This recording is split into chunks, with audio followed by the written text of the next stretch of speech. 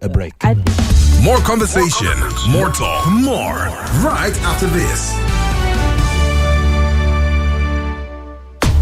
Good tasty food is worth living for. Worried about your oil every time you enjoy your favorite meal? Introducing Golden Terra Smart Balance Oil. Smart Balance Rice Bran Oil is rich in gamma oryzanol. Several studies suggest that gamma oryzanol may contribute to the reduction of bad cholesterol. Golden Terra Smart Balance Oil. Good food, no worries. No buy am. But why? No see say this big bull bag of rice no get the new big bull holographic seal. Not true. Introducing the Big Bull Holographic Seal Tape, your favorite authentic Big Bull rice, 50 kg and 25 kg. Now with holographic seal tape. This is to ensure you get the premium product from Big Bull Rice. Do not buy if the holographic seal tape is not on the bag or is broken. Big Bull Rice. Tasty rice nourished you. Unstoppable you, fueling your vitality the whole day through. Embrace each challenge with renewed might. With Supermalt, your performance takes flight. With 20 essential vitamins, minerals, and nutrients, one Supermalt multivitamin after breakfast every day keeps you going.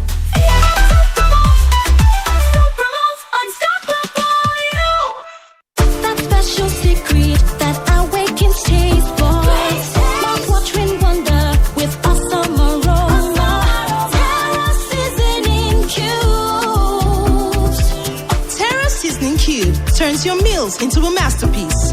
Unwrap joy, unleash taste. Hey, come cook with Terra Cubes. Come cook with Terra.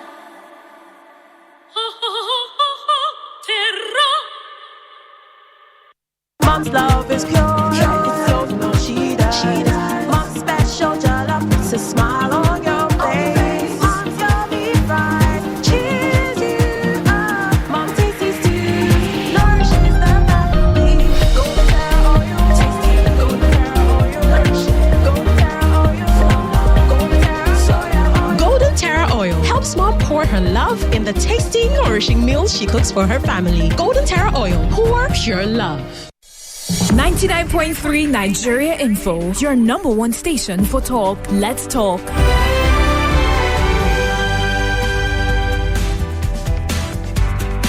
So I just want to let you guys know that some DSS officials just came into the studio. They want to take us. I just want you to know that they're taking Femi now. They're about to take me and they're taking Yvonne. We're leaving now. Oh my God. Sorry. Oh no.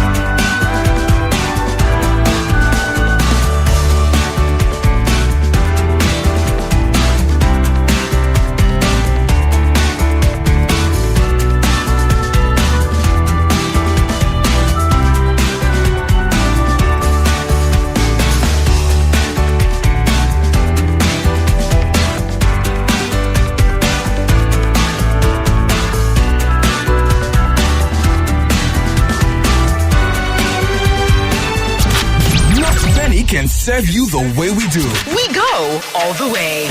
You guys are always keeping your voice down when you're benefiting from the government. I think you back before that monkey swallowed billions of naira. This one now, stop your wishing swallow billions. Then my landlord gave me this notice because I decided to go and vote my opponent. Is it Nigeria the only country in this world that everything they do, they will do it upside down?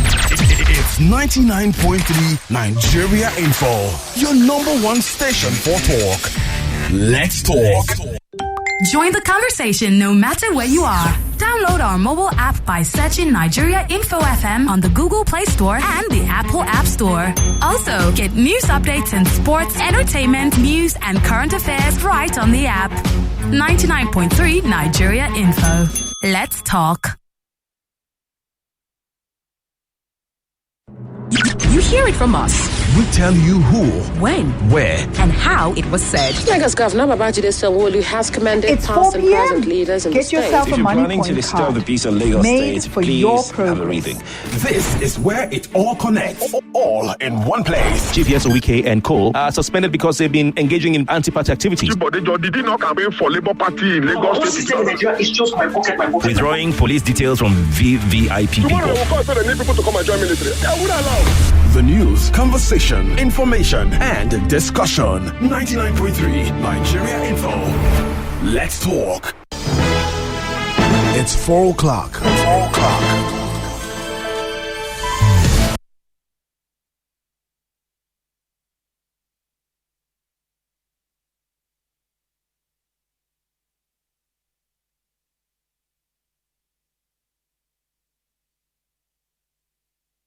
It's 4 p.m. Get yourself a money point card made for your progress.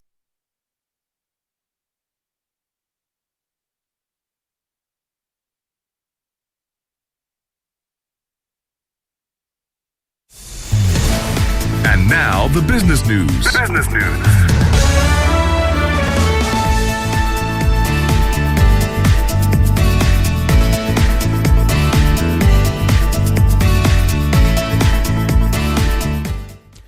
.3 Nigeria Info. Welcome to Business News. The Central Bank of Nigeria hosted the 35th meeting of the International Islamic Liquidity Management Corporation in Abuja for the first time. Officials from 9 countries reviewed 2025 progress and set future priorities. Under Nigeria's leadership, Sukuk issuances and investor participation grew. The CBN also held a workshop to boost Nigeria's non-interest banking sector, strengthening its role in global Islamic finance. Nigeria's presidential CNG initiative says it has attracted over $2 billion in investments since 2023, aiming for $5 billion by 2027. The sector has created 80,000 jobs and is targeting 300,000. CNG conversion centers have grown from 7 to 369, with over 68 refueling stations now operating in Lagos and Nigeria. The initiative is boosting the country's clean energy and job creation efforts. Meanwhile, the Lagos State Chamber of Commerce and Industry has elected Leye Kupoloyi as its new president and chairman of council. The Chamber's Director General Dr. Chinyere Almona announced his election at the LCCI's 137th Annual General Meeting in Lagos. She praised him as an accomplished professional whose leadership and commitment will strengthen the Chamber's support for Nigeria businesses. Kupoloyi succeeds Gabriel Idahosa. Facing declining international aid, Nigeria is pushing for stronger domestic healthcare funding. The government announced plans to mobilize local resources to achieve universal health coverage. Special Advisor to the President on Health, Dr. Salma Ibrahim Anas, stated sustainable financing must come from within. Key strategies include bolstering the Basic Health Fund and Health Insurance Authority. Stakeholders are urging states to meet the commitment to allocate 15% of their budgets to health. And the Nigerian stock market gained 97 billion naira on Thursday, rising for the third day in a row. The all-share index closed at 145,746 points. Top winners were UACN, Morrison, and EcoBank. However, more stocks fell than rose, with 28 losers and 23 gainers. About 1.9 billion shares were worth 19.1 billion naira were traded, led by eTransact with the highest volume.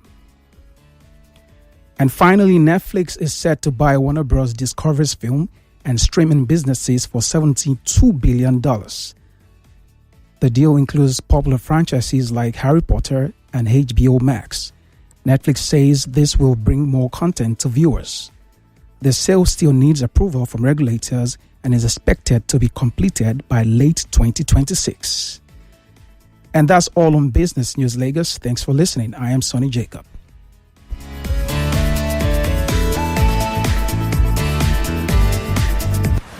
From Washington to Beijing, Moscow to Abuja, London to Kigali. The world is shifting fast. Elections are shaping destinies. Wars are redrawing borders. Economies are rising and falling. And global alliances are being tested like never before. But what does it all mean for you? With a new administration and a new president in the White House trying to put an end to the war. I didn't know the historical context, what the state of Israel means for them. Join the fearless Ireti Bakare-Yusuf on Borderlines every Friday at 4 p.m. on Nigeria Info 99.3.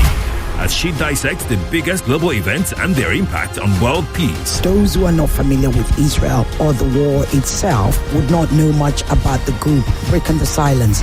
No spin, no propaganda, just deep insights and fearless conversations on the geopolitics shaping our world. People who will call and start telling you about the Bible prophecy about America and everything. See, America is not in the Bible. There's some people who just share the ideology of, yes, we and these people, we are equal, but they can't speak up. Borderlines on Nigeria Info every Friday at 4 p.m. The world is changing. Don't just watch, understand it. Nigeria Info. Let's talk.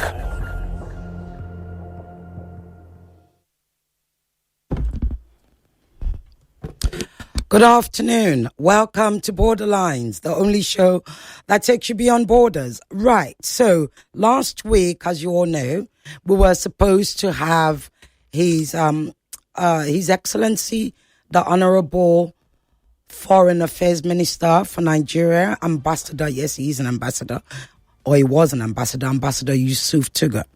Well, we went one better.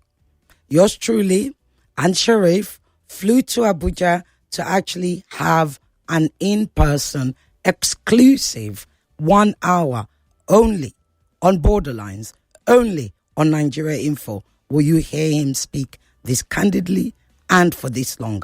Hang on, we're about to play it to you now. Enjoy. We'll come back and you can ask questions. But make sure you can put your questions on WhatsApp or comments whilst you're hearing it on 0809 597 5805.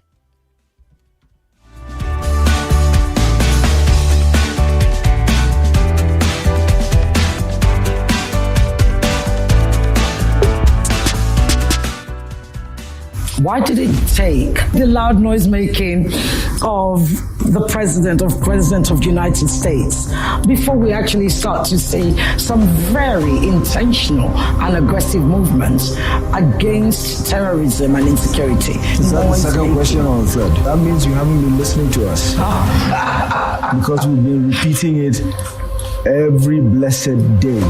Nigeria is one of the few countries that gets along with every country in the world. We don't have enemies.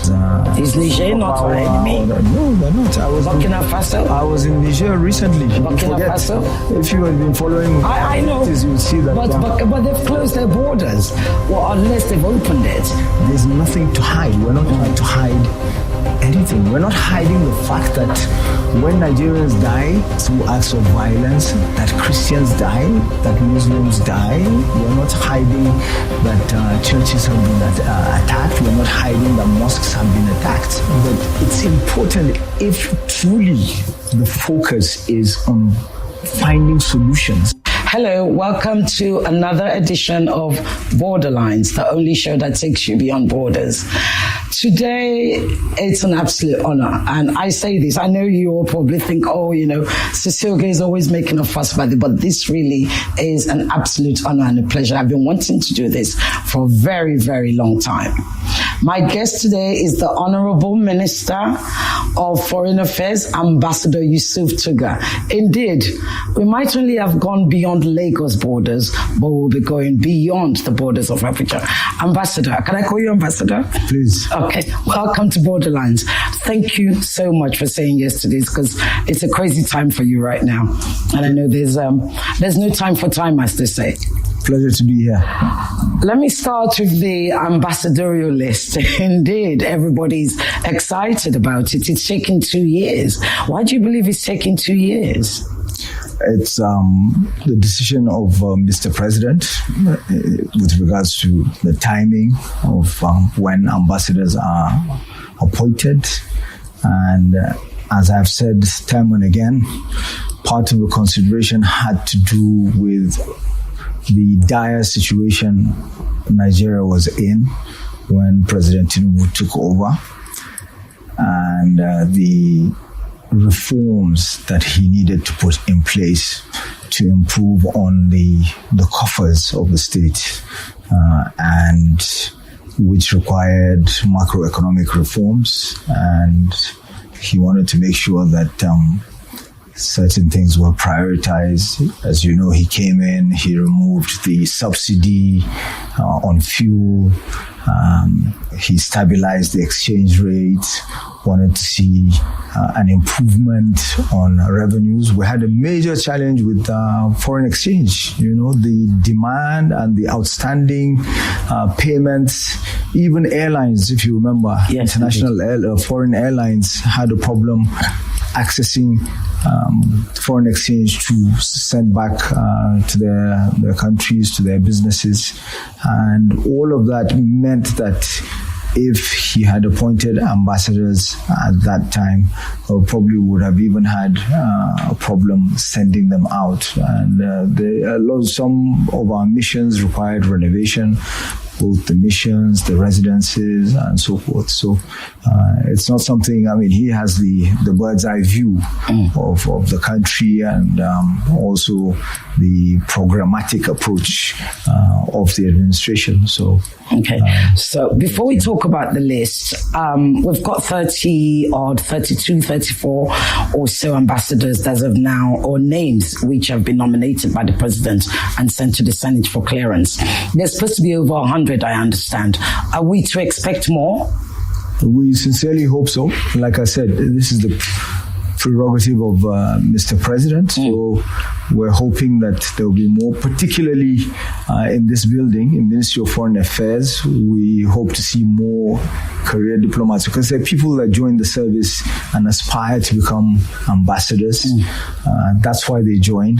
And it's important that when they reach the pinnacle of their careers, that they get to be ambassadors, because they are well trained. They're actually considered among the elite of the Nigerian civil service.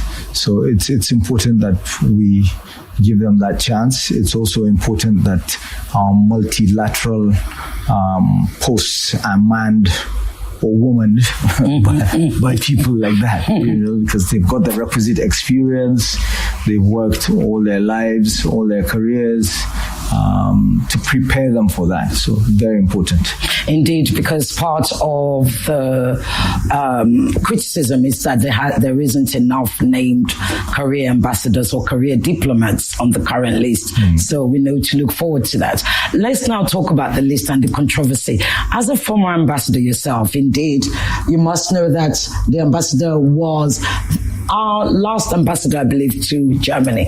Am I correct? That's right. Indeed. Right. So you know the terrain. You know exactly what is expected. You know the pressures that come with it. You know what one is supposed to do. The controversies that we've seen with the list, with all the criticism with regards to Chief FFK, Reno Mokri, and indeed the former INEC chair, Mahmoud. Do you think those criticisms are warranted? Do you think it matters even more so that those people are able to do the job beyond the criticism, what we know of them now? Because a lot of it is about character, the criticism we're hearing right now. Does character matter? And if character matters, how important is character as an ambassador to the job you'll be doing for Nigeria? Character certainly matters. Because there's a basic minimum acceptable sort of level of character or decency that is required. And I believe most of these individuals that you've mentioned are public figures. Many of them have held government positions in the past that even require screening. And if they have managed to scale through such screening, then it means they have attained that barest minimum that I referred to, below which you would not be allowed to hold public office. They are not. They haven't been convicted. So they qualify. And as we continue to speculate about these things, it's also important to wait and see where they get sent out to. Because sometimes the president, or presidents, I should say, in their wisdom, send people out based on certain political considerations. So, for instance, people that may be considered to be vocal or dogged in their approach to public conversations may be suited to certain countries. You never know. So it's best we wait to see where they end up with. But it's always good to have that good mixture of both political and career. So I went out as a political appointee, an ambassador, but having worked in the system, I've come to appreciate the need for both. Because the political appointees tend to be a bit more aggressive in their approach, and because of that have more access to decision makers both at home and at posts, and it allows them quite often to get a lot done. But there's certain posts that also require the requisite knowledge and skill, and also institutional memory and understanding of relationships that would require career officers to go. If you look at, for instance, the United Nations, New York, it's a very challenging post.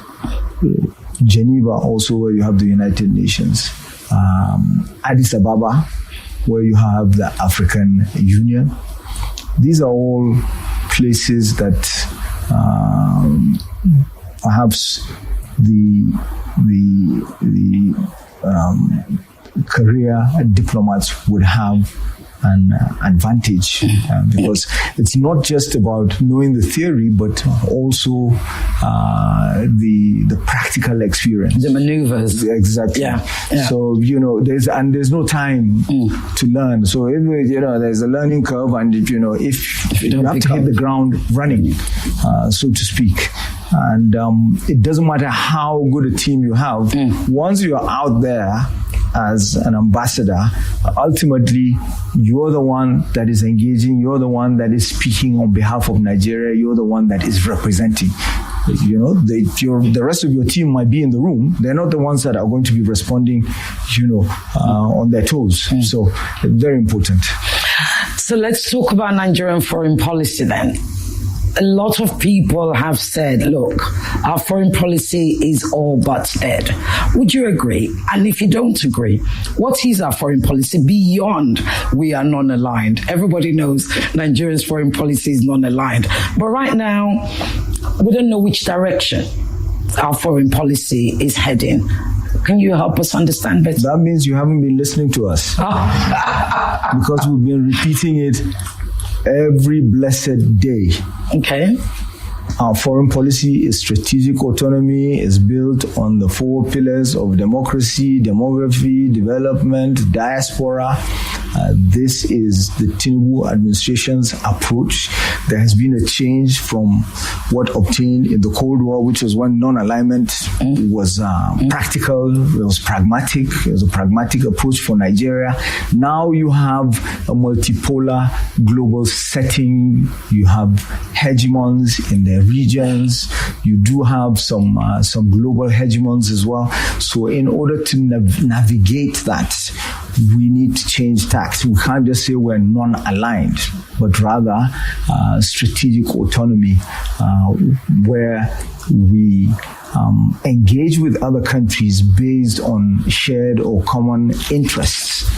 And we don't allow ourselves to get bogged down in ideological entanglements to say we belong to one side or the other, the East or the West. And no. This is the approach, and it seems to be working for us fairly well. It is effective. The problem that the Ministry of Foreign Affairs continues to encounter is over the years, even before the advent of the Tinubu administration, there had been so much encroachment on the role of foreign affairs, on the role of foreign policy implementation, on the role of diplomacy. And it continues sadly to this day. So you have other government ministries, departments, agencies trying to play our role. And it is more so when there's a major event, global event that has to do with Nigeria, and attention focuses on that. Instead of allowing us to do our job, everybody piles on. They want to take the lead, and it becomes a media event, and and you see the difference is in this building we consider we assess foreign policy itself, we analyze it based on institutional memory, based on the frameworks that are already in place with multilateral agencies, with bilaterally with countries. So with so many countries, we have frameworks. We have binational commissions, we have joint commissions, we have strategic dialogue mechanisms. So you have to understand the nature of these things to be able to be effective. And unfortunately, in the world today, there's a tendency towards making everything a security issue. And when you make it a security issue, you have a short-termist approach to it. You jump in, you try to manage the crisis, and you jump out. No. Diplomats and foreign policy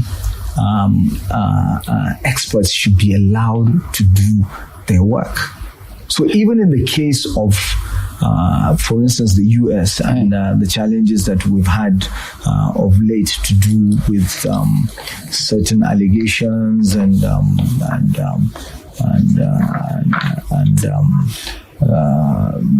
well, I was going to be coming to tendency towards a bellicose relationship. There are mechanisms that are already in place. We have a binational commission with the United States. Within that binational commission, we have a peace and security working group where we're working jointly. Right. So some of these issues could have been addressed through that by activating that. But whenever there's public interest, everybody piles on. With Niger, this was before I became the Minister of Foreign Affairs. There was no cabinet at the time when the coup in Niger happened. And if you remember, everybody and their brother piled on. Everybody wanted to go to Niamey to be the one to be seen to have solved the problem between Nigeria and Niger. And a mess was created. At the end of the day, when it did not succeed, it became a foreign affairs matter or mess for foreign affairs to clean up. So that is why it's very important that Nigerians understand that the Ministry of Foreign Affairs has to be allowed to play its role. There's a reason why every country in the world puts its Ministry of Foreign Affairs or the equivalent up front when it comes to issues to do with foreign policy and diplomacy. Indeed. I'm curious, there's something you said, which actually is a good segue into what would have been my later question, but I'll use it now. You said we do have these relationships, these working groups with the United States. However, the allegations of Christian genocide and indeed any worries about the insecurity and the terrorism in Nigeria could have been spoken about, could have been resolved, could have been discussed in those groups, but it wasn't. It was brought onto the world stage, and President Trump used the most aggressive and indeed, we must be honest, offensive language for Nigeria. That aggression came a couple of weeks after our vice president gave a sterling speech, which was applauded across Africa, about Gaza and Israel. Do you think that's what triggered President Trump to come out so aggressively against us? Could it have been something that was, motivated by the United States' unwavering support for Israel? Well, what I can say is that when President Trump put out his tweets, we made sure that our response was measured and it was diplomatic in nature, because we try as much as possible not to allow our relationships with other countries to deteriorate or to degenerate. Nigeria is one of the few countries that gets along with every country in the world. We don't have enemies, and we want to keep it that way. So it doesn't even matter whether it's the US as a is Niger not our enemy? No, they're not. Burkina Faso? I was in Niger recently. Burkina Faso? If you had been following I know, you would see that. But they've closed their borders, well, unless they've opened it. But Burkina Faso, Niger, Mali, we continue to work with Niger. We were leading ECOWAS as we continue to work with Niger. We continue to work with them through some of the mechanisms against that. We have the Nigeria-Niger Joint Commission. We're building a railroad to Maradi from Kano, for instance. Like I said, I was there with Burkina Faso. We also maintain good relations. We continue to talk to them. With Mali, the same thing. I'm constantly in touch with key decision makers there. In fact, I had scheduled a trip to go to both Mali and Niger, but that's no longer under my purview. The bilateral relations with those countries is under the schedule of the Minister of State for Foreign Affairs. Okay. So we do absolutely, we had the West Africa Economic Summit. They were invited. Malian, Burkinabe artists, they attended, so many other people. Okay. We had even recently another engagement on security in the region. You had Burkinabe, Malian, Nigerian military and security officers in attendance, where I gave a speech and all that. So, we don't have enemies. Okay. We're like where everybody's friends. You know the song, the fellas. No get enemy. Okay. Well, in that case, back to my previous question then. Since our Vice President Shetima gave, like I said, a sterling speech, which was very clearly pro-Palestine, pro-Gaza, which clearly condemned the actions of Israel in Gaza. Are we still friends with Israel? We are still friends with Israel because 10 days before I left for Anga, where the Vice President read Nigeria's speech, their country statement, I had a long phone meeting with the Foreign Minister of Israel. And some of these issues were discussed, and they understand, they appreciate that we do recognize the state of Palestine. We have always supported the two-state solution and other UN resolutions. We're not the only country to do so. There are, I think, about 143 or so countries in the world out of the 191, if you will, or 93 countries in the world that support that UN resolution. So it is nothing new. We were just reiterating what already obtains. And we are not the only ones that did so. So I would be shocked if anybody found that offensive. One thing is clear, that when Nigeria speaks, other countries follow, and not just on the African continent, but a lot of global South countries. Nigeria is a leader when it comes to the global South. Nigeria is perhaps the only country, it is the only country with a near permanent status or seat in the African Union's Peace and Security Council, which is like the equivalent of the UN's Security Council. So our word carries a lot of weight, and we offer no apologies for that. It's because of our foundational norms and the fact that our foreign policy, our diplomacy is always influenced by moral precepts and ethical considerations. And that's what makes us effective. So when some say our foreign policy is not effective, maybe they're too subsumed in what is going on in our domestic politics. They don't know the impression. And one of the fundamentals of nationhood, to exist as a nation, is for others to consider you a nation, but not only that, to consider you an effective nation. So much as we're talking of the UNSC, Nigeria is trying to get a seat, has been vying for a seat at the UNSC. Are we likely to get it? What is the update on that? There are several groupings within the United Nations, and Nigeria participates in the discussions very robustly. Nigeria is considered by many as one of the countries suited for membership and even veto power, permanent membership to the United Nations Security Council. So what we are trying to do now, we have what is referred to as the Ezulwini Consensus, which is what the African countries have agreed that Africa should have at least 2 seats in the permanent category of the United Nations Security Council, and also have additional as non-permanent. So there's a consensus on that.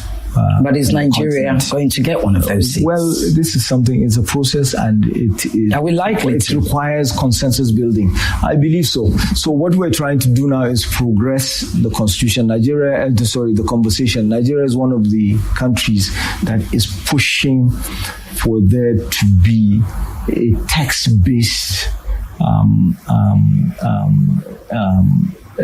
negotiation on that, instead of just verbal meetings. Let it be text-based, and whatever is agreed in text, you build on. It becomes settled. So this is something that is progressing, and of course it would be difficult to look at the continent and say there's going to be an expansion that includes additional seats for Africa and for Nigeria not to be considered. Don't forget that we're already in pole position. We're one of the few countries, we are the only country, I should say, with a permanent seat, more or less, in the Peace and Security Council of the African Union. So let's come back to the current. President Trump basically calls Nigeria all those names, which I cannot repeat, and allegations of Christian genocide. You then went on to Piers Morgan show. And a lot of people had problems with the data you brought on there. But indeed, what did happen was there was a woman, a former MP in Canada, who then started to basically accuse you of genocide denying. Talk to us about what was your experience like and why did you go on Piers Morgan, who is easily the most toxic journalist with the most toxic show ever, if ever there was one. So the data that I quoted on the Piers Morgan show came from the Nigeria police. We operate a democratic system in Nigeria where we rely on consensus building, we rely on debate and deliberation. It's a deliberative democracy. So there's nothing to hide. We're not trying to hide anything. We're not hiding the fact that when Nigerians die, regrettably, through acts of violence, that Christians die, that Muslims die. We're not hiding that churches have been attacked. We're not hiding that mosques have been attacked. Okay? But it's important if truly the focus is on finding solutions and bringing an end to this senseless loss of lives, that we understand what the problem is, we frame it correctly, and the narrative that is put out is towards bringing an end, a solution to the problem, and not just for the narrative to be inflammatory that could lead to more deaths. It's a regional problem. It's not a Nigerian problem. And the causal factors are not ones that were necessarily created by any failure on the part of the Nigerian state, and certainly not by the Tinubu administration that inherited the situation. So if you look at what happened in Libya, the killing of Gaddafi, the dismemberment of the Libyan state, Nigeria did not play a part in that. It was forces external to Africa that brought that about. This is what has led to the proliferation of weapons, of fighters that have gone into Niger, gone into Mali, gone into Burkina Faso that we were talking about. Okay, that also have reinforced the supply of weapons and fighters to these non-state actors and terrorist organizations such as Boko Haram, such as ISWAP, such as Jenim, and also has exacerbated the conflict between cattle herders and farmers. So it is not a tribal conflict. It is not a religious conflict. It is a regional conflict. We had one that was primarily within the Lake Chad Basin region. And now we're having one that is not just confined to the Sahel, but is affecting the whole of West Africa, North and West Africa. So you need to frame it properly to understand it, so that when you have banditry or you have these terrorist organizations, they don't care whether you're Muslim or Christian. It's not even written on your forehead. They will attack, they will kidnap, okay, irrespective of whether you're Muslim or Christian. But the fact remains that a state like Benue is majority Christian. And so as the conflict continues to move southwards to the coastal states of the region, it is encountering Christian communities, and when they get attacked, of course it will be Christians that will be killed. Same way that when people are attacked in Zamfara or Katsina, it will be Muslims that are killed.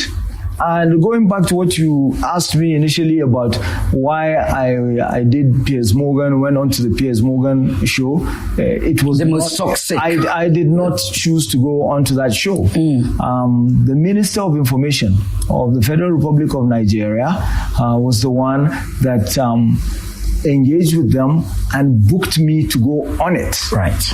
And my media team actually advised against going onto the show because they didn't see any sense in it. But I mean, we're not Ministry of Information. They're the specialists. They understand their strategy, what they want to achieve. So even though we said, no, we'd rather not do it, the minister insisted and said, no, it's good that you go. There's a certain audience or captive audience of the show that we want to reach, and it would look as if we have something to hide if we, having said yes, you will go on, we reneged. And I don't regret going onto the show because there was nothing I said that was untrue, that was not based on facts. And did you know you were going to be debating? No, I didn't. Yeah. I was told that it was going to be myself and Piers Morgan, and nobody told me that some lady was going to come on who clearly is paid for to push a certain narrative. Those sort of narratives, like I said, that are not geared towards finding solutions to crises or to problems, to challenges, but rather to inflame them further. So this was it. Indeed. If we just quickly touch on the issue of farmer herders, there is, of course, the big factor of climate change, the desertification. And you say, Nigeria, we have no enemies. What is, and indeed our president has come out in the past as Mr. Climate Change, if I may put it like that. What exactly are we doing to, manage the desertification that's pushing, the Sahara out or inwards, if I may say? There's so many things that have been going on. First of all, President Tinubu has constituted the National Council on Climate Change. There are certain policies that have been adopted, certain decisions that are condition precedent to even attending COP.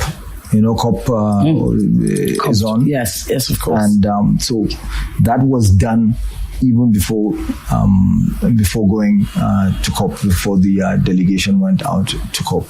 There is, of course, the Great Green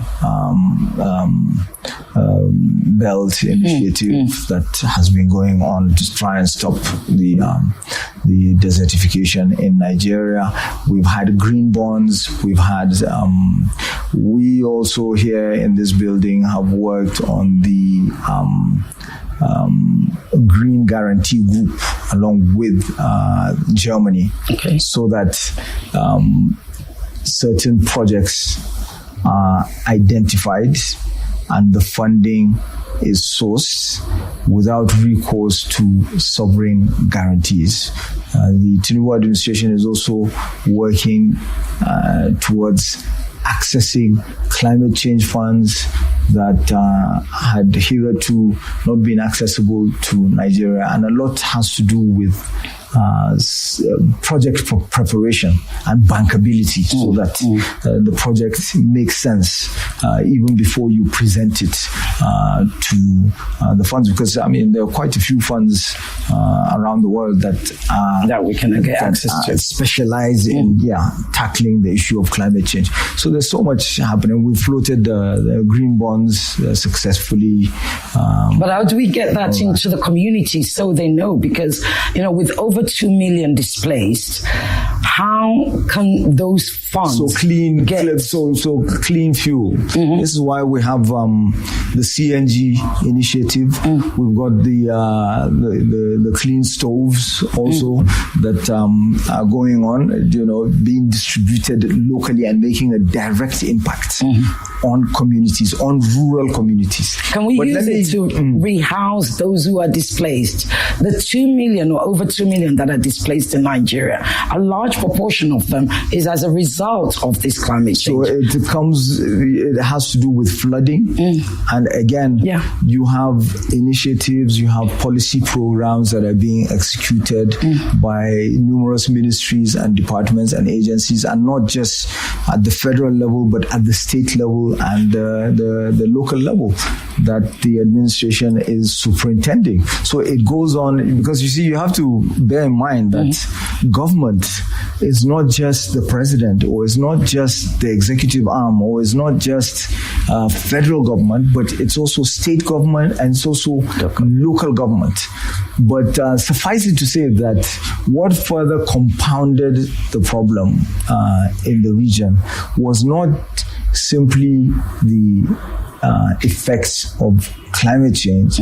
It also had a lot to do with the securitization of the Sahel region, because there were certain initiatives that restricted the movement of people in the region.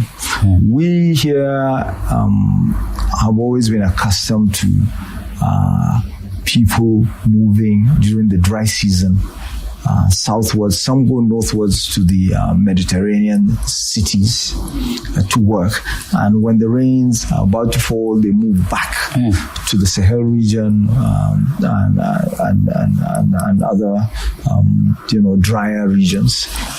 But because of the fear of migration, there was a deliberate attempt to restrict the movement of people in the region. And there were also irredentist groups, like Azawad groups, that were utilized to restrict the movement in certain border areas to stop irregular migrants. But in doing so, you are also stopping seasonal migrants.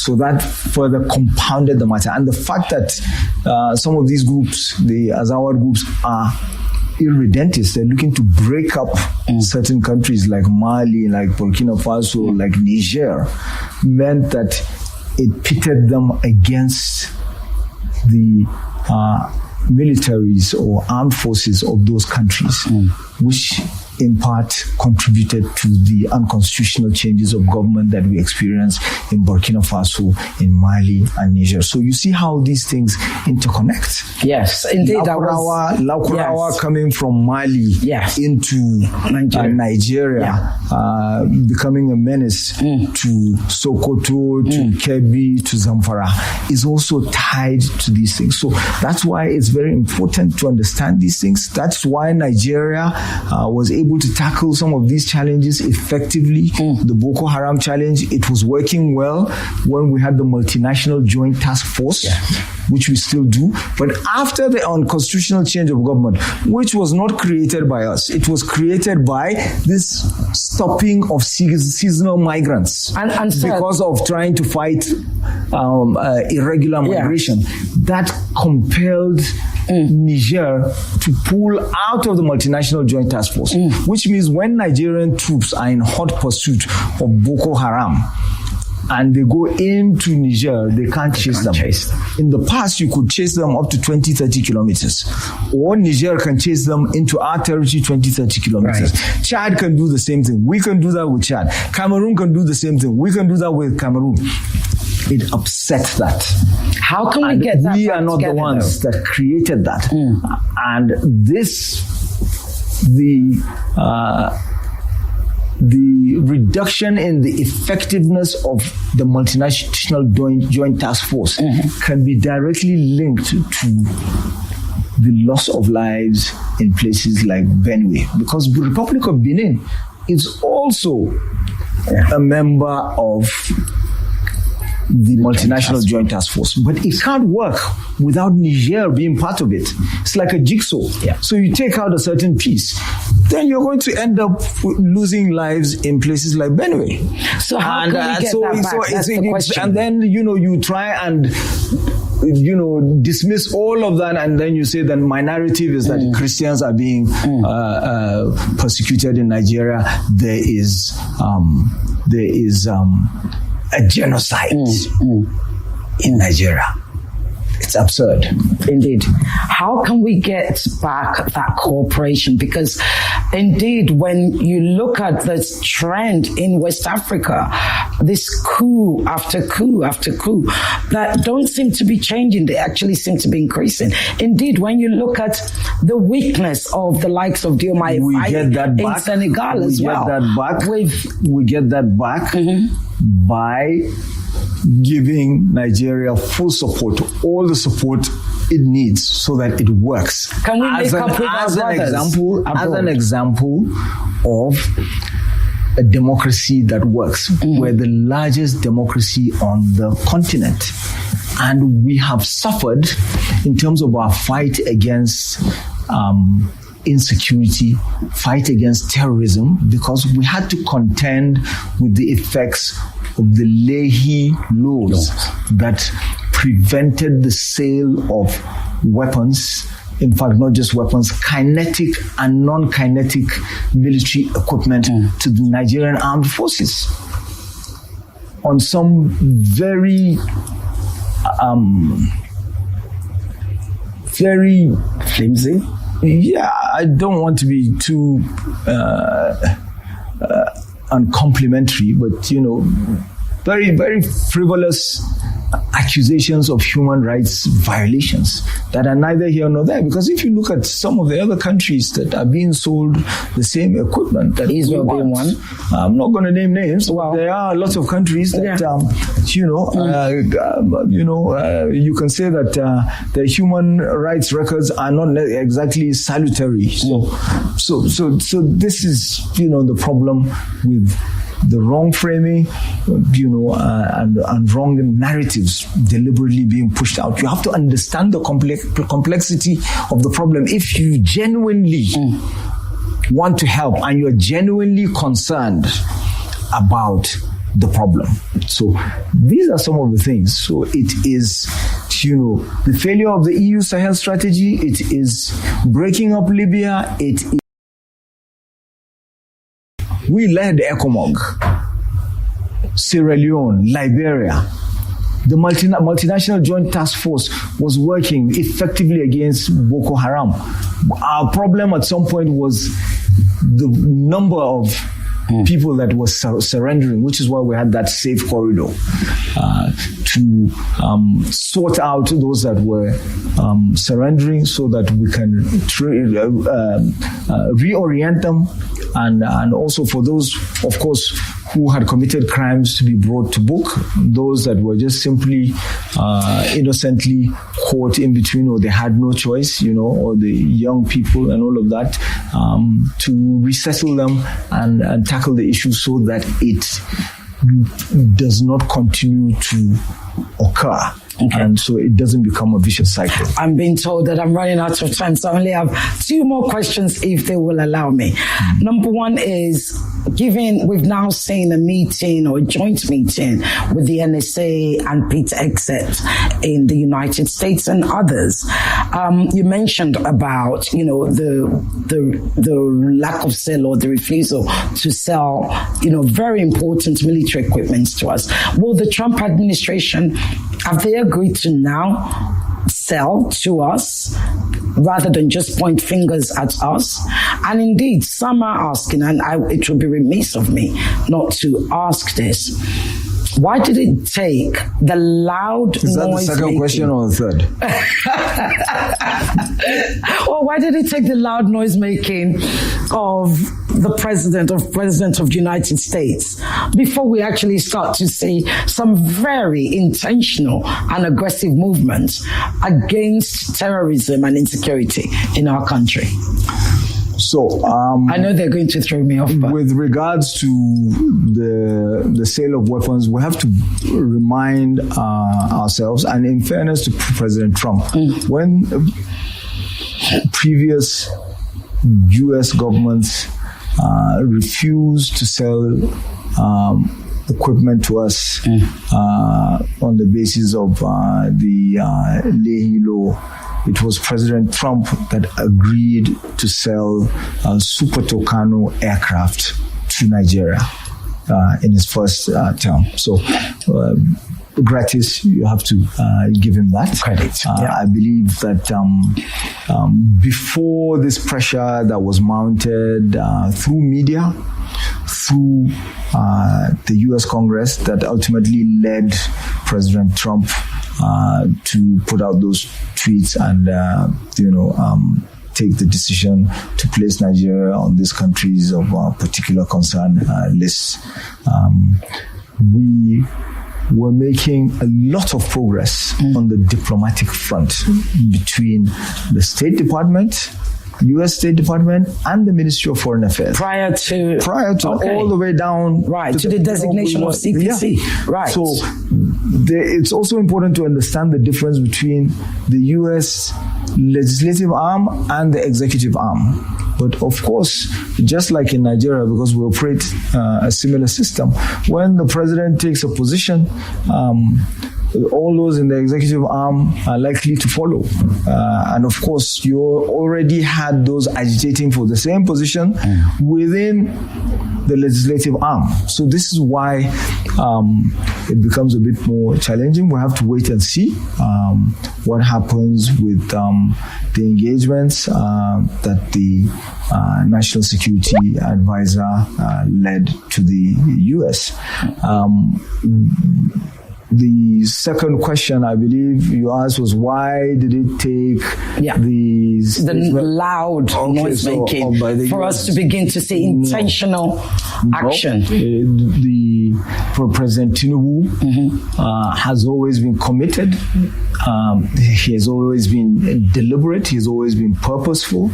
Because don't forget that even while all of this, before this even came about, we had already put in place policies that were looking to increase the number of personnel that were tackling our security challenges. Remember, talk about the 30,000 and 50,000. Talk about agro rangers. Yes, absolutely. The mining rangers and all of that. This is all part of the effort. Remember, I talked to you about the safe corridor. Yes. This is all part of what was going on. So it's not that, this was... Will they now be speeded up? Even before that, there was even a change of a service chiefs and all of that. So these are things that... So it is not... It's not Newton's, second law of motion. We don't have to be compelled by some external force to act otherwise. We are doing it in our own self-interest because we are a nation. And we want to succeed, and we operate on laws and a constitution. We are truly a country, whether people believe it internally or not, that works. Compare us to other countries that do not work, then you will understand that Nigeria actually works. We need to give ourselves a chance. And we are a nation that respects international law, that respects treaties that we've signed, that respects agreements that we're committed to. It is there in our constitution. It is one of the 5 foreign policy objectives of the Federal Republic of Nigeria. I think we need to read our constitution more to understand ourselves better. Ambassador, finally, CDS Musa is back. You talked about the changing of the service chief. Is that one part of the president's security reforms that is doing the return of CDS Musa as Minister of Defense? Well, the Minister of Defense resigned. And of course, the president has appointed a replacement. So, and it's good to see that there will be someone who has a very good understanding of the problem, replacing the Minister of Defense that has retired. CG Musa is someone that I worked with. I very closely collaborated with him. You see, this problem about CPC being listed in the US, it didn't start now. It's been there for the last 15 years. And even towards the middle of 2024, so the last year of the Biden administration, there was a strong push by the US Congress to have us put back on the list of countries of particular concern. And I personally went with a team. I led a delegation from here to the US. We engaged on Capitol Hill with members of the US Congress. I actually faced a panel as if I was testifying. And subsequently, another delegation came here led by the chairman, one of the people that was actually that was speaking in the public hearing. Congress. Yes. John James. He was the chairman of the Africa subcommittee. He came to my house with his colleagues. We sat down with CG Musa, broke everything down to them, and they left convinced that this is really not some religious persecution agenda, or they had a better understanding of what was happening in Nigeria.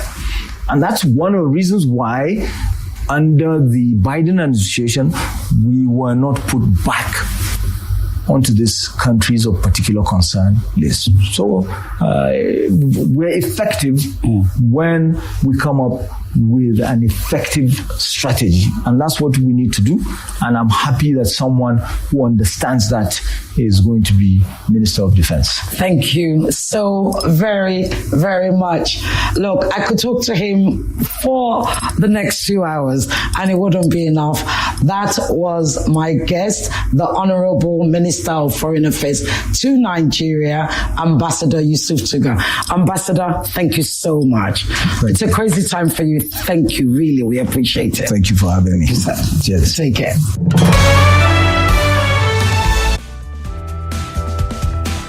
Let me do call.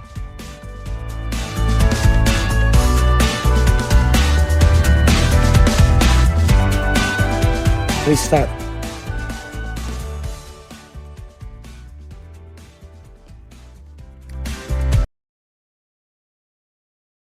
My next guest. Okay, you're calling. What have you got to say? Hello.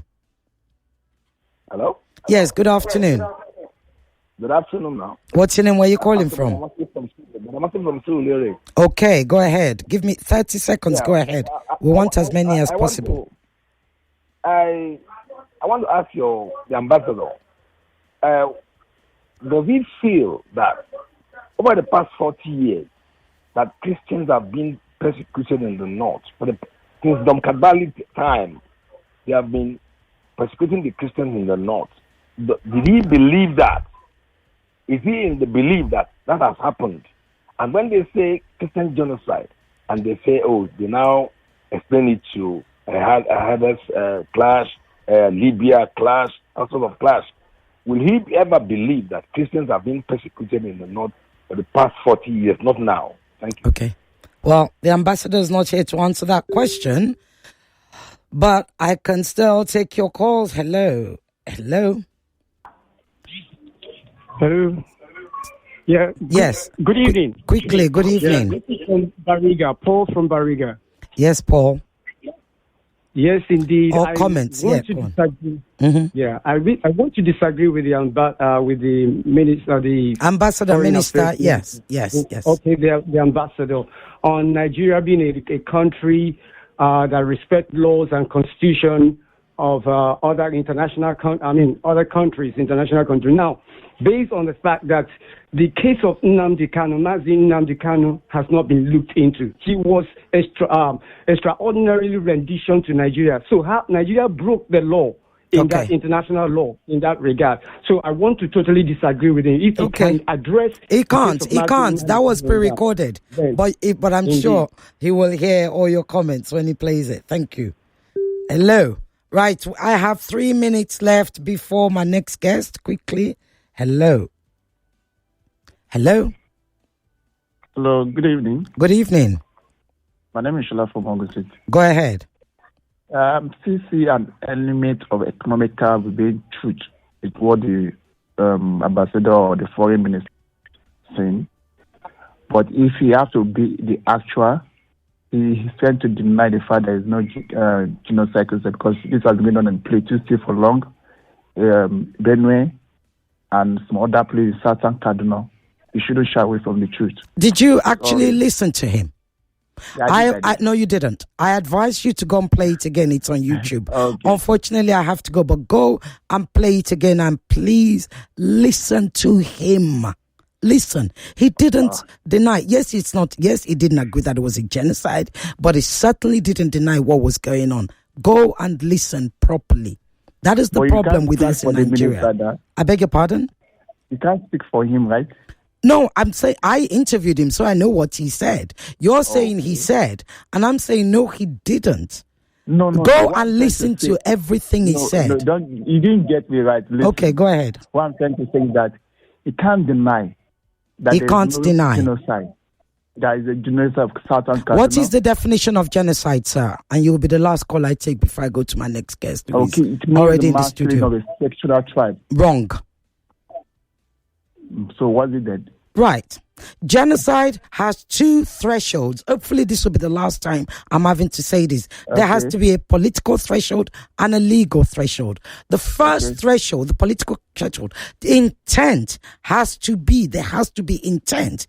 Intent is something that is stated. It is not something that you read. Genocide is not about whether 3 billion people were killed. It doesn't matter whether it's 1 or 3 billion thousand hundred. Right? Genocide is about the intent. And how do I know what's in your mind? I know from what you said.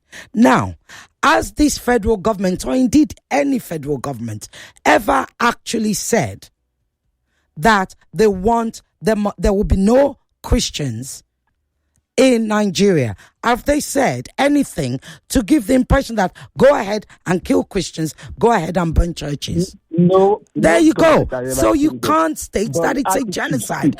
No. You can't just say the attitude. That is no. I'm sorry. When you are wrong, you don't have to like it. You don't have to like what I'm saying, but you are wrong. Attitude. So you don't speak to me. I didn't know that you didn't see me, but I automatically presume you don't like me. Attitude. No, we can't do this. Anyway, unfortunately, sir, I've got to go because my next guest, stay listening. We have an excellent show, an excellent guest. Yes, please do. Thank you very much. Interesting talking to you. Oh, right. So, ladies, gentlemen, yeah, we certainly couldn't do the hour, but that was. And you can go and listen to him again. It's on YouTube. That's the first time it was being played. It is an exclusive to Borderlines, indeed to Nigeria Info. And listen. Just listen. Okay? We don't spend that 1 hour so you don't hear. Listen, and then hopefully at some time we'll be able to discuss what he said and what you think. Thank you to the 3 or 4 people that was able to kind of sneak in. Okay, my next guest is here. Right. Whilst we have the insecurity issues going on in Nigeria, indeed, given the heightened insecurity issue in Nigeria and the global allegation of Christian genocide or the framing of religious war in Nigeria. West of Nigeria, about 3 hours away, is a small country called Guinea-Bissau. On the 26th of November 2025, just before the official results from the Guinea-Bissau elections were expected, the armed forces seized power. They took control of the key state institutions and declared a state of emergency and then detained the president, Umaru Sissoco Embalo. Indeed, you must all know by now that our former president, or rather, he's former president, always president, right, but he's the former president. President Goodluck Jonathan was actually caught in that and he had to be brought back a couple of days later. Our president also, well, our former president, President Goodluck Jonathan, also implied, because I can't quote him, that was a staged coup. Well, with me today is somebody that will know, that will be able to help us understand. Indeed, we're going to be talking about the Guinea-Bissau coup and West Africa and the increasing coups, or should we say democratic recession in West Africa. His name is Dr. Luzan Udraogo. He'll correct me in a moment. He's a professor at Natsi Boni University in Burkina Faso. Dr. Luzan, I know I pronounced your first name correctly. Did I pronounce your second name correctly, sir? Thank you so much. You did well, but it's Lasan Ouedraogo. Ouedraogo. I should know it's we. What am I saying? My Anglophone brain. We, right. Yes. 0 UE. Welcome to Borderlines, and indeed, welcome to Nigeria. So talk to us about Guinea-Bissau. I mean, 2 million people just up until a couple of weeks ago when this whole thing happened. Most people had even forgotten that, there was a tiny little country called Guinea-Bissau. So tell us, what's going on there? What happened? Frame it for us. Let's use that to start. What the world has witnessed in Guinea-Bissau is quite a tragedy in the sense that an election has been organized, international observers have qualified the election as a peaceful election. The conduct of the election was very usual. People were mobilized, people were motivated to go to the polls. They, heading to the elections, Guinea-Bissau had some issues, obviously, but nonetheless, we were hoping that once the results came out, we were going to have a stable Guinea-Bissau moving forward. But in the mix of the election, while waiting for the result of the elections, the sitting president is the first to actually announce that he is victim of a coup d'etat. And then the military will come out later to corroborate the same story, which a lot of people are presenting this coup as potentially a placeholder coup. I love the term placeholder coup in the sense that it seems, although we do not have solid evidence to back it, when we analyze, we sort of see that the sitting president, the incumbent president who was perhaps perceiving his loss in this election, has anticipated a coup d'etat against himself. And I'm advancing this analysis considering the number of times this man has declared a coup or a failed coup against him since he came to power. In February 2022, already maybe 2 years into his presidency, he would talk about a failed coup d'etat against him. Again in 2023, perhaps in November, and again in December, there was an attempted coup or a mutiny. And in November 2025, again, we see that he is detained by the military officers during elections before the result even came out. Who in his rightful mind will conduct a coup d'etat? And bear with me, I'm talking from Burkina Faso, a country that has witnessed countless numbers of coup d'etat. Who in his right mind would conduct a coup d'etat and leave the sitting president hands-free to summon the press to inform of his own demise? So what is happening there is going to put all of us to test. It's going to put ECOWAS to test. It's a small country, nonetheless, in terms of size, in terms of population size, but this is a major test that the international community will have to deal with. Indeed. So, a sitting president who was up for re-election stages what you've rightly called, which is, like you said, it's a brilliant term, a placeholder coup. He's still in the country. That's correct. His opposition is now in Nigeria, I believe. What is the mood of the people right now? So, just a small correction. I believe the sitting president is outside. He's outside as well. Yeah, he's in this Congo, I believe. So he has been able to leave the country without being arrested, flying out to another country. Meanwhile, one of the opposition leaders who was actually claiming to have won the election was actually running for his life. And he had to run to the Nigerian embassy to seek refuge, or else God only knows what could have happened to him. So this situation is all the more so unusual. Coup d'etats, we have seen it over and over and over, but a coup d'etat that does not fit into the usual, the traditional coup d'etats. So how comes that the sitting president is able to leave the country? And that's a good question. Yeah, a lot of people in Guinea-Bissau are asking the same question.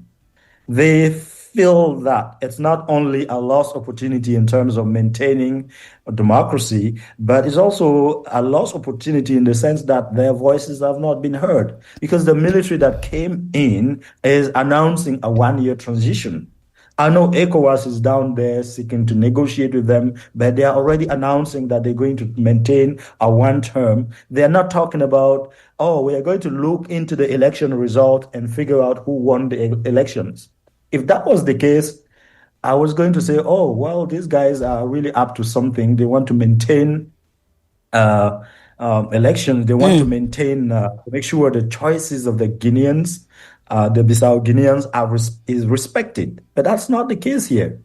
What we're seeing is the military group of officers who have just taken over, and very interestingly, in the cabinet that is being put in place to run the country, we see people who are really close to the exiting president. And that is all the reasons why a lot of observers are saying that this is quite unusual. Well, and this is what I was going to ask. How close is President Embalo to the military, indeed the heads of the military, and those, who are place-holding this coup? I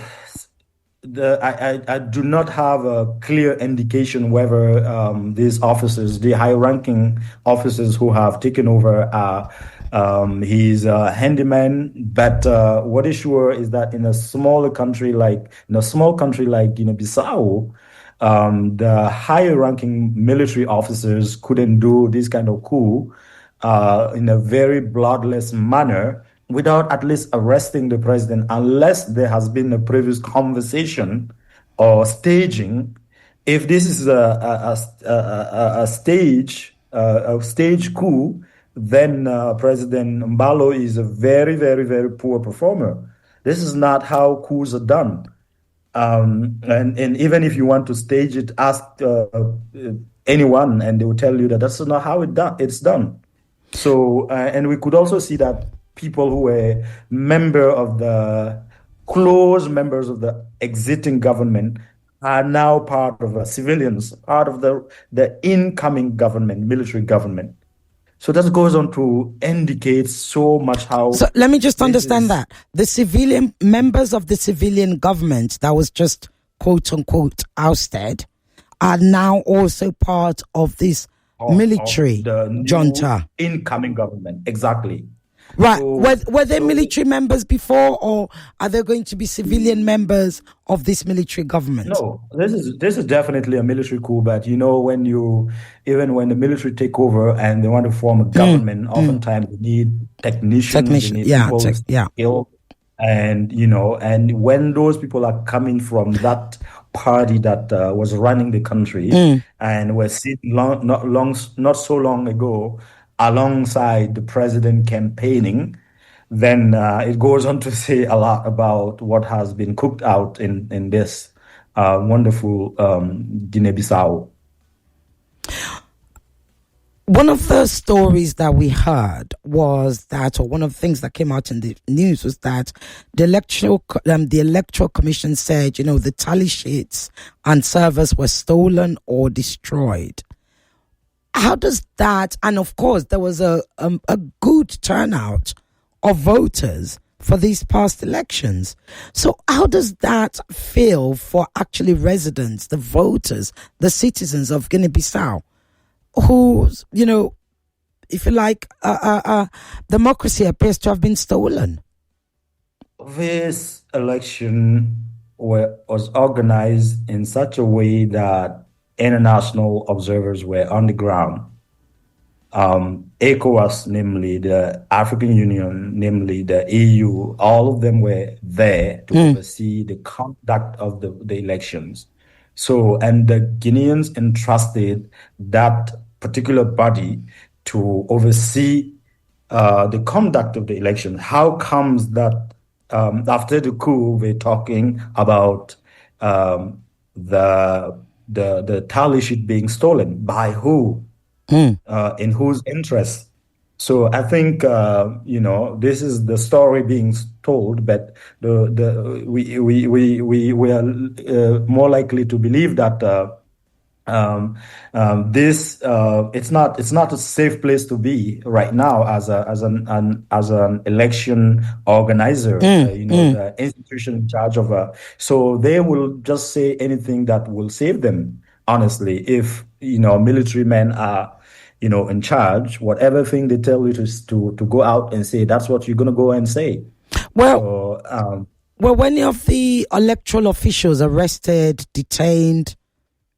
To date, I haven't been able to document any of that, although I have been in conversation with people on the ground, colleagues and friends who are in Guinea-Bissau, and seeking to see, how are they doing? How are they coping with this situation? And what I'm getting is that, none of that. And hours after the military announced the coup, actually some Guinean people came out in the street to protest. Right. Some people came out to protest, saying, no, you're stealing our election, you are stealing our stability, you are certainly knocking us back into something we haven't dreamed of at all.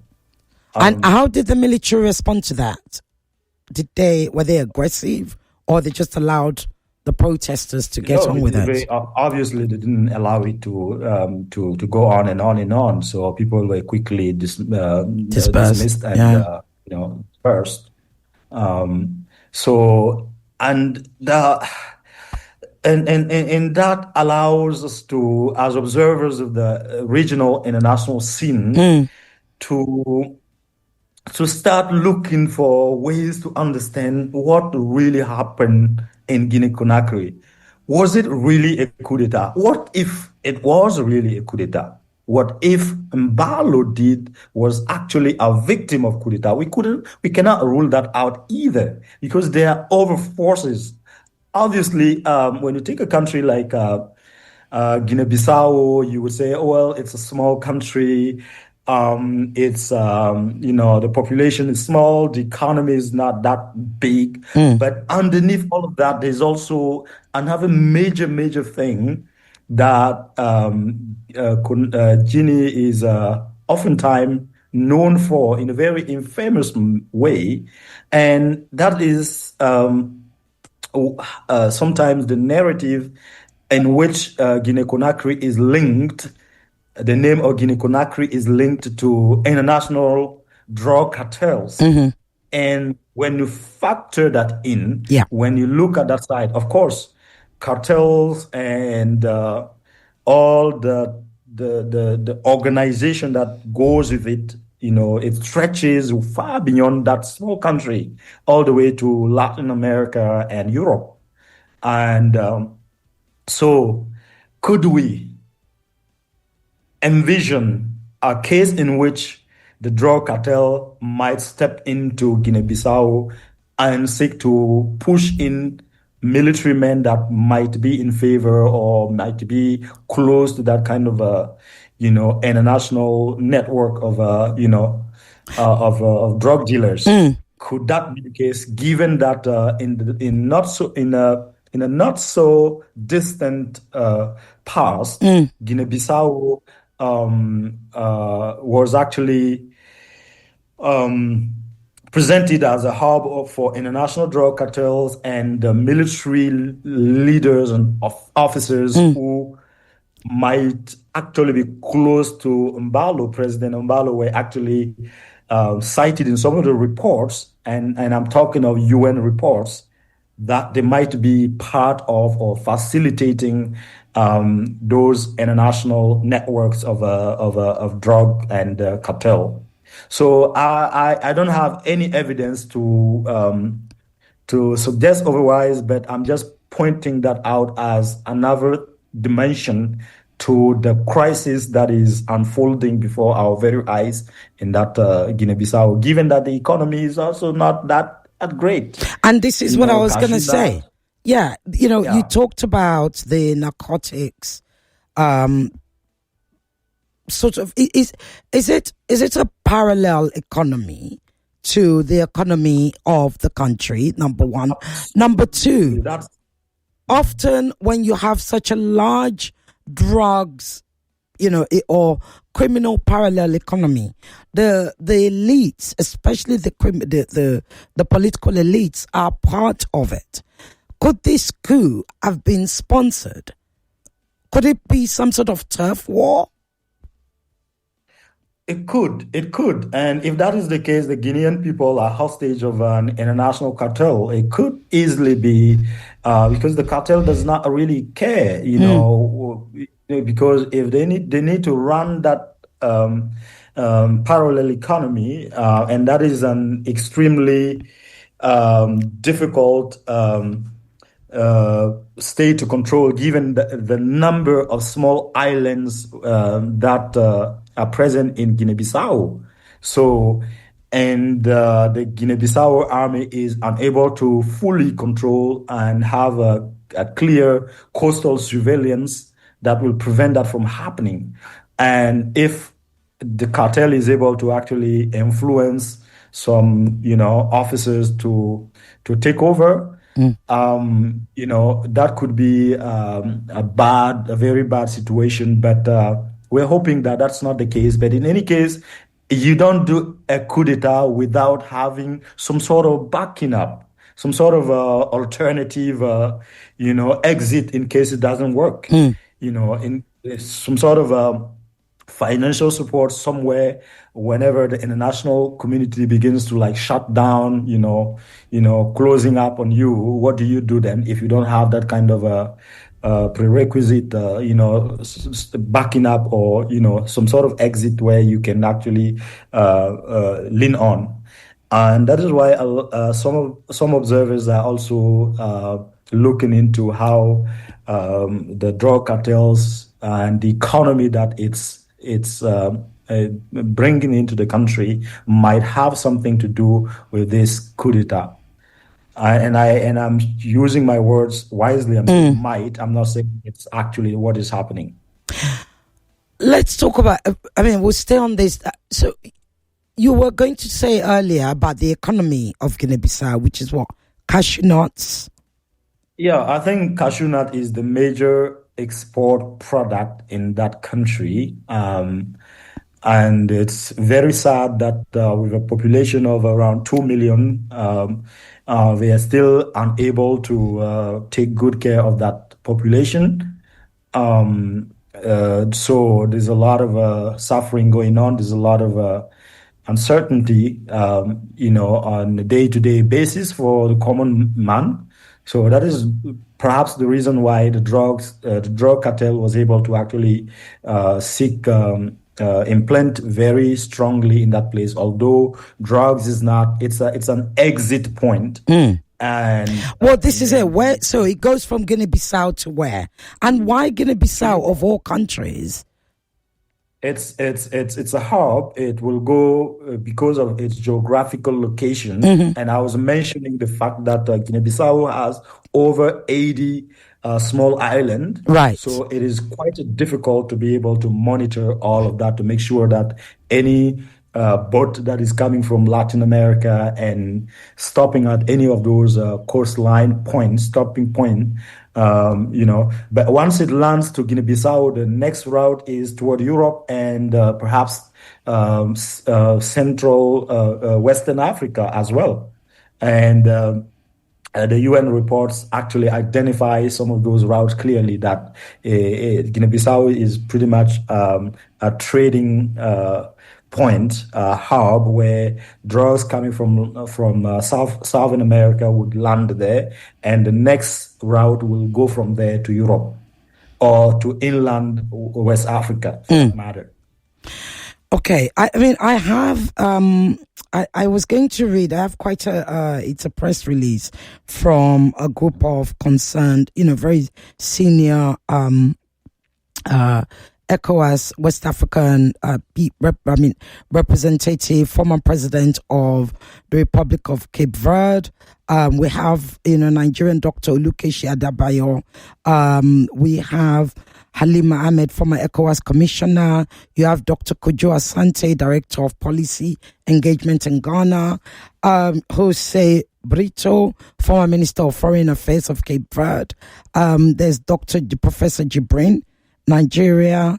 So many, Adamaya Gay, who is Senegalese journalist and former ECOWAS communications director. It's a long, long list. Professor Kwame Karikari, former director of communications. Anyway, what they are saying, and I'm trying to kind of figure out, it's very long, and I'll try and figure out which parts I wanted to, all of them I should read out all, but I'll figure out a part that, what they said is ECOWAS must demand the truth on the votes, protect the winner, and request the freeing of the political actors detained by the military junta.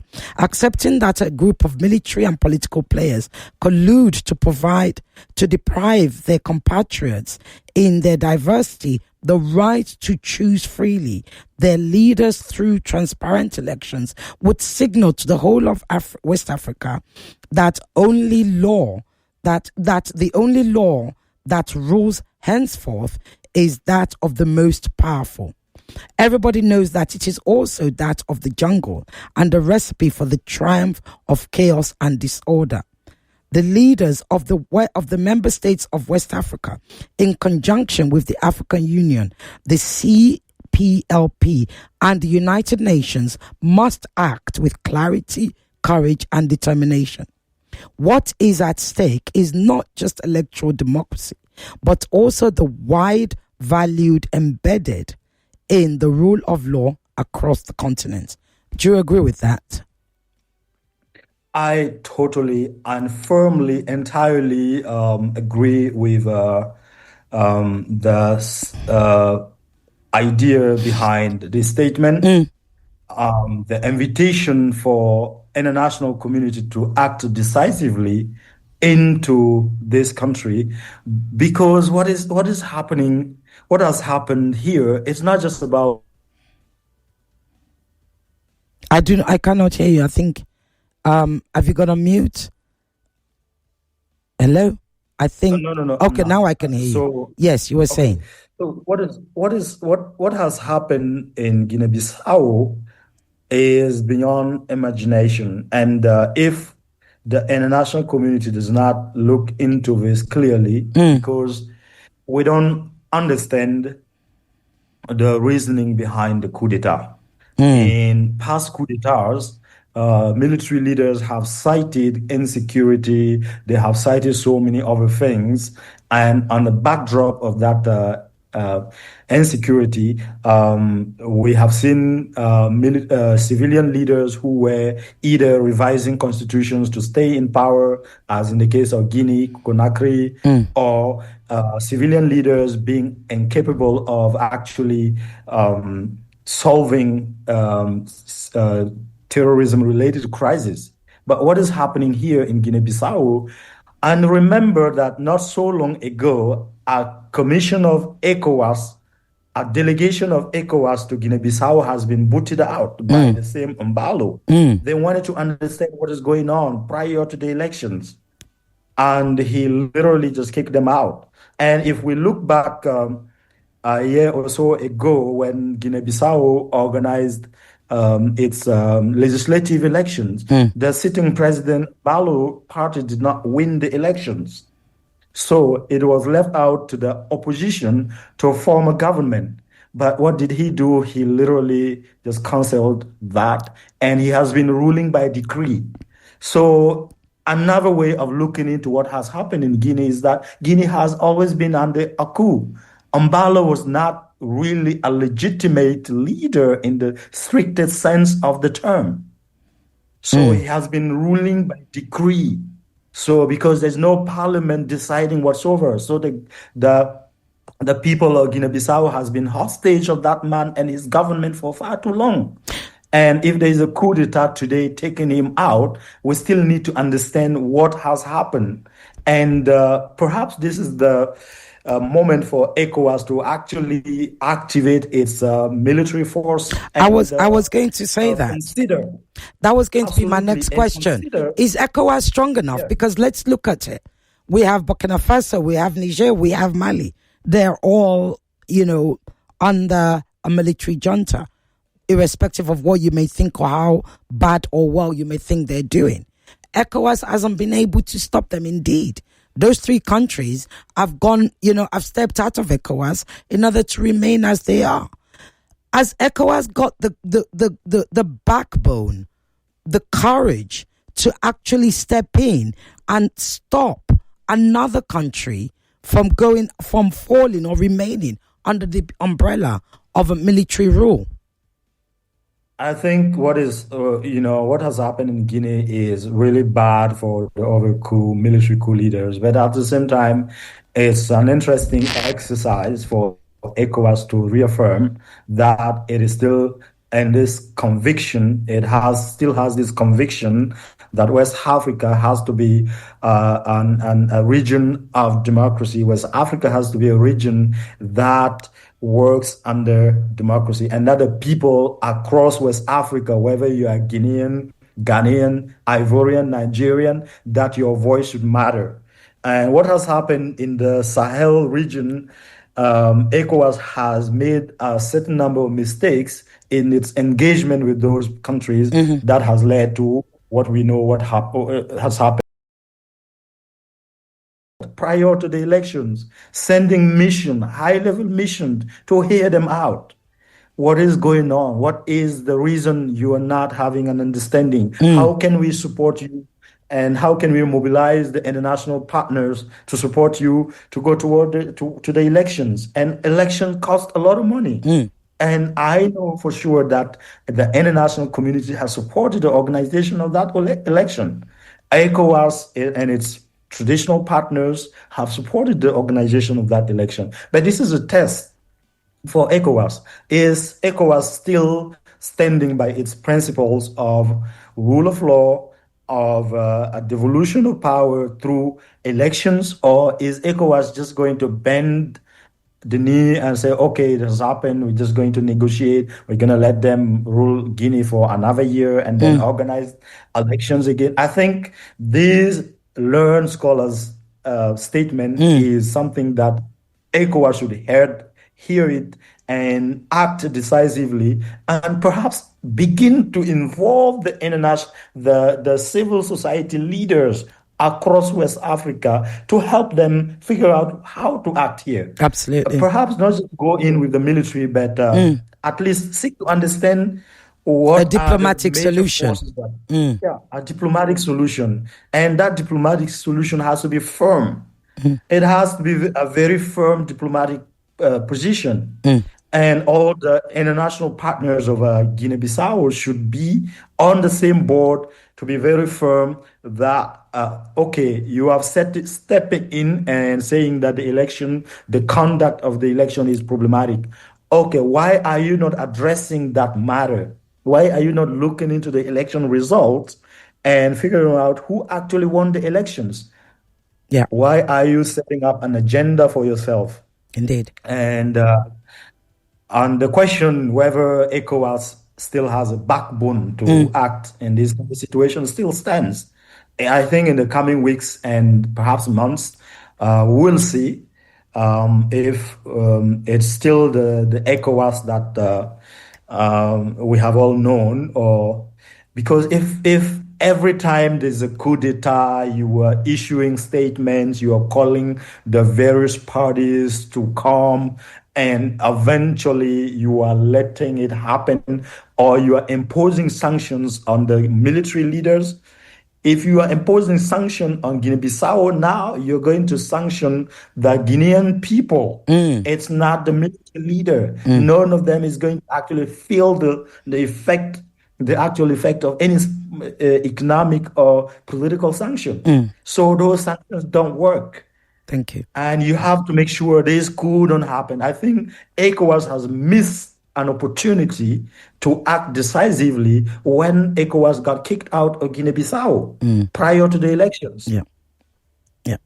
So before I open up the lines, you will be able to call in a few minutes. 0201-277-0993, 0201-465-7190.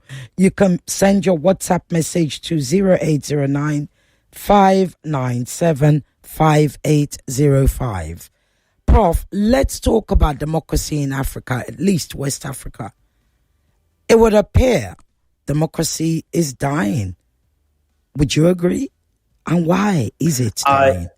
I don't believe that democracy is dying. Okay. Because West Africans, by all standards, by all international and our own local data, if you look at Afrobarometer's data, recent data, you still find that West Africans are longing for democracy. It is the modality, the form, the type of democracy that is becoming a little bit too problematic for most West Africans. Or else, people love their individual freedoms.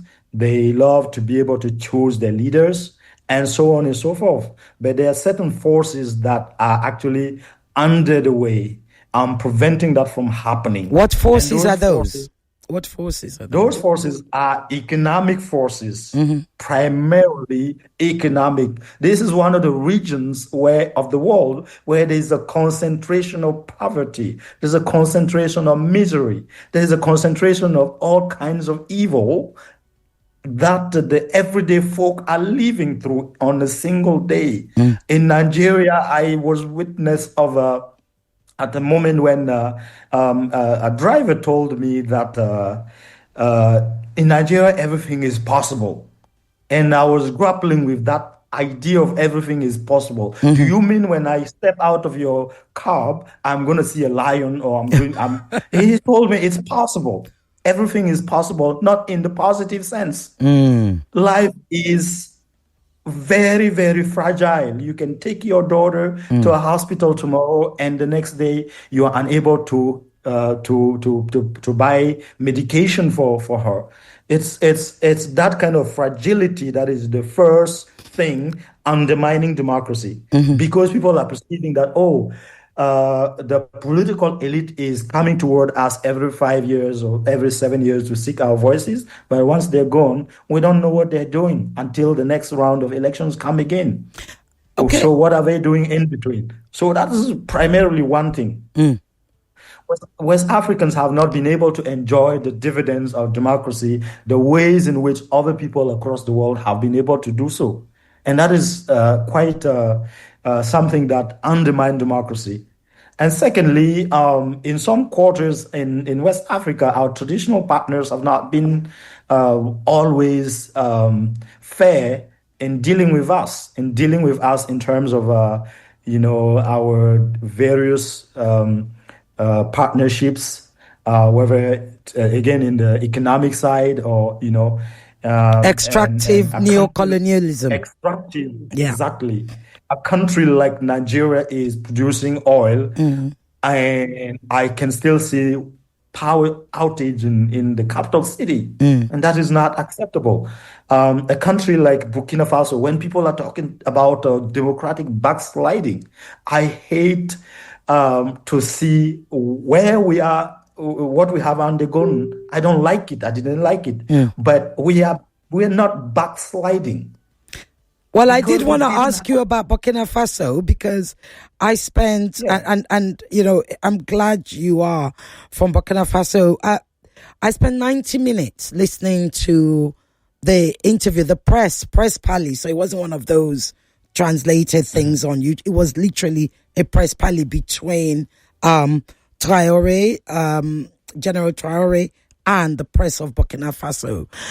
And I'd like to get your opinion on how he's doing. I know the impression that I was left with, but of course, I don't live there. I'm not from there. I heard him. Let me tell you what I heard, and correct me if I'm wrong. What I heard was a general, a leader, whose focus is, look, we are going to internalize for now.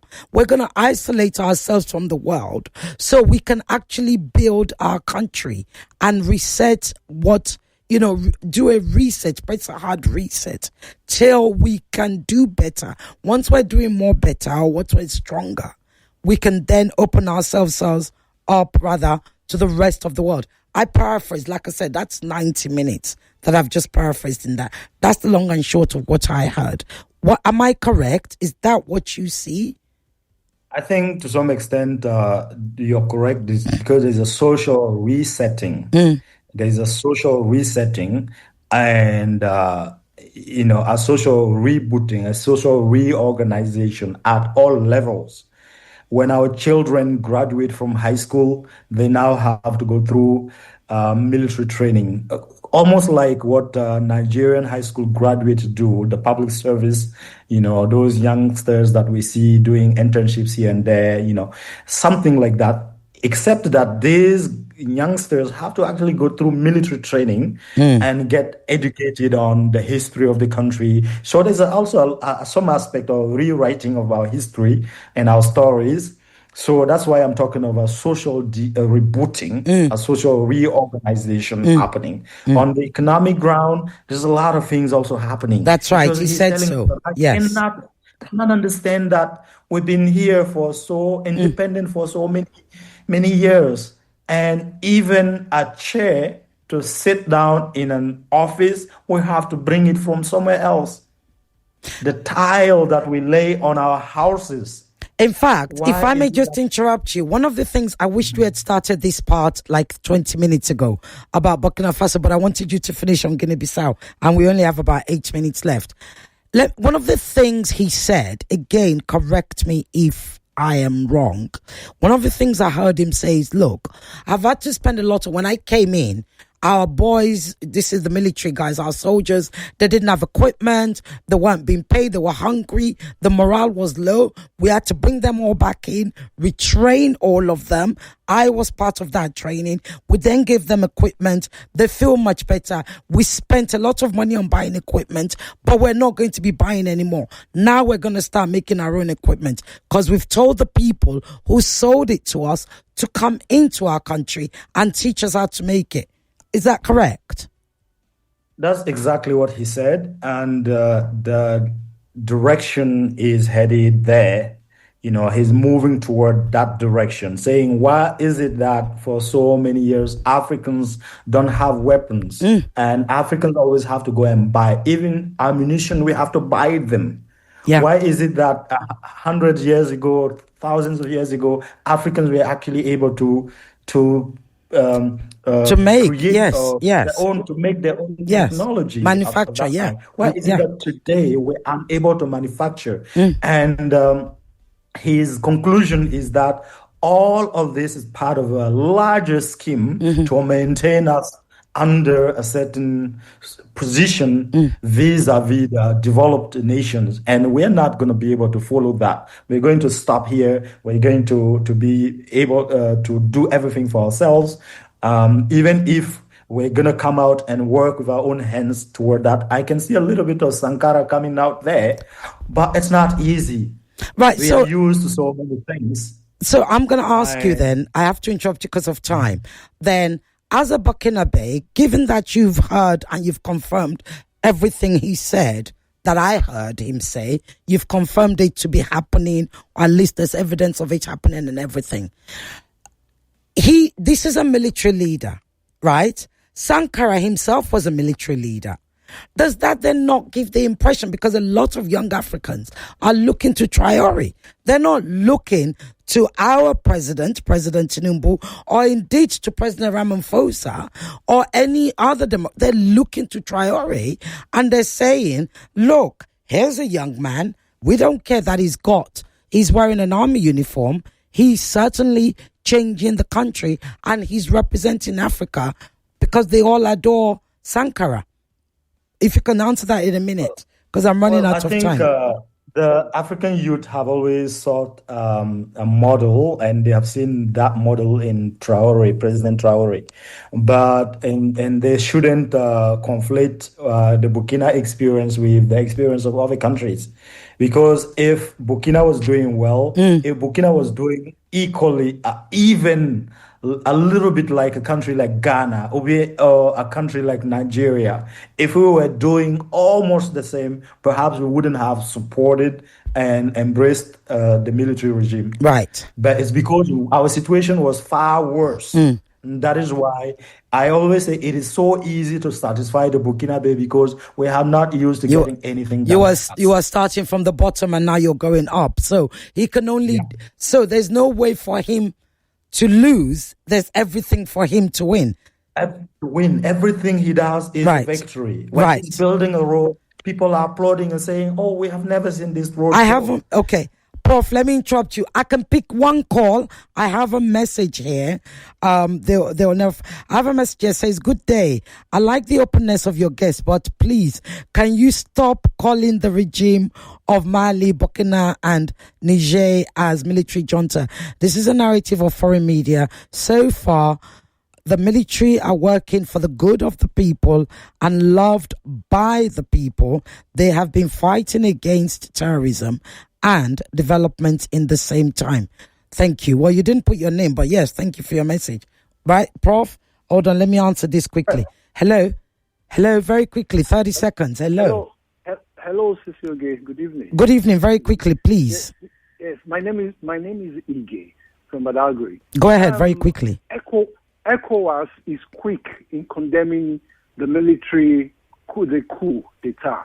But what is ECOWAS doing about leaders or rulers, I call them, who want to sit, democratic rulers.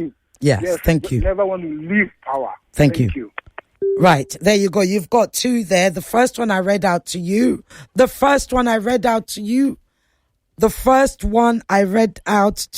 I'm sorry, I was just being distracted. Somebody came into the studio. If you want to comment on that and then answer his question, you have a minute to do that, if that's possible. Prof, can you hear me? Prof, can you hear me? Hello? Yes, can you hear me? Yes. I said you have a minute to respond to the question, to that message that I read out, saying not to call the military junta, and also to that question. Exactly. I am of the same opinion, and in my writings or my media appearances, I never refer to them as junta. I think it's a very derogatory term, and I prefer military leaders. Afternoon, I have always used the term military leaders. Thank you. And as far as condemning the coup leaders in Guinea-Bissau, No. He was the question was, as ECOWAS condemned. ECOWAS is good at condemning the military coups, but not the democratic elected leaders who stay there forever. Exactly. That is where ECOWAS has failed us over and over and over. And ECOWAS has at some point become a sort of like a league of leaders who would get together and do things.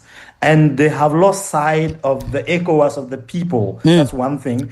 Secondly, they support one another. And we've seen in Cote d'Ivoire, Alassane Ouattara has forced his way to a fourth term. ECOWAS has not done anything about that. What happens if God forbid it someday there's a coup d'etat over there. What are they going to say? Thank you. 1 second. Let me try and sneak in one. Oh, I was picking up your call very quickly. I want to sneak it in. One quick one. 30 seconds. Go ahead. They're going to throw us off air. Hello? Hello? Hello? I can't hear you. Oops. No. Right. Prof, you can round up. So, here we go. 30 seconds. So, hello. Hello.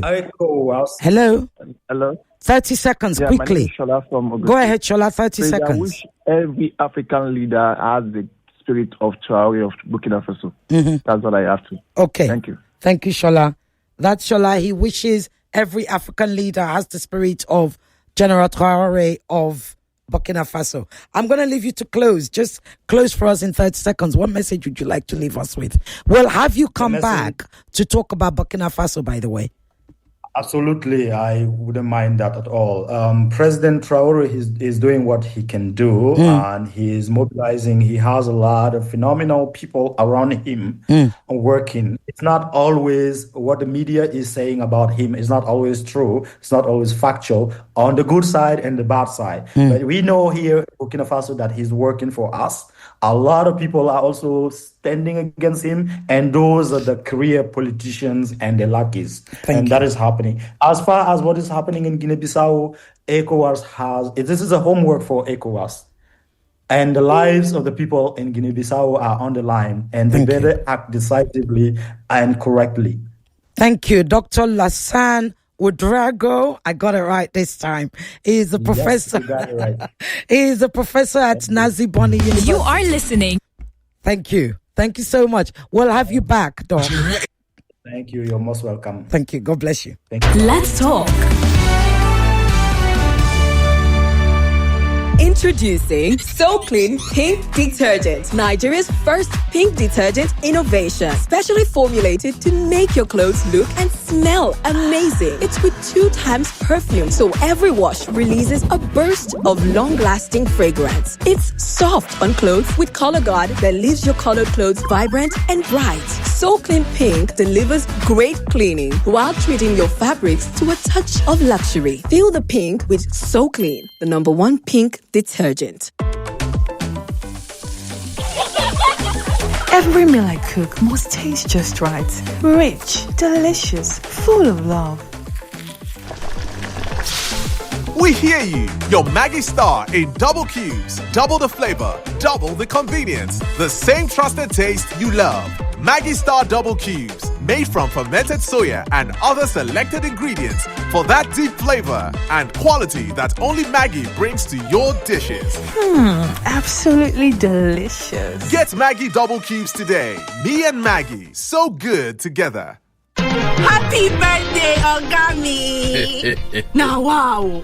Oga, 73 years no dey show for your eyes, oh. You see they look your phone with ordinary eyes and it still dey sharp. All the shine on top. My pikin, sense no be so. Now Visionaries eye supplement na I dey drink every day. Visionaries eye supplement. One sharp eyes no be by age. Visionaries eye supplement is made from natural ingredients and contains essential vitamins plus omega-3. Visionaries eye supplement is a product of Vitabiotics UK. Visionaries, let your eyes speak. Hey, hey, hey,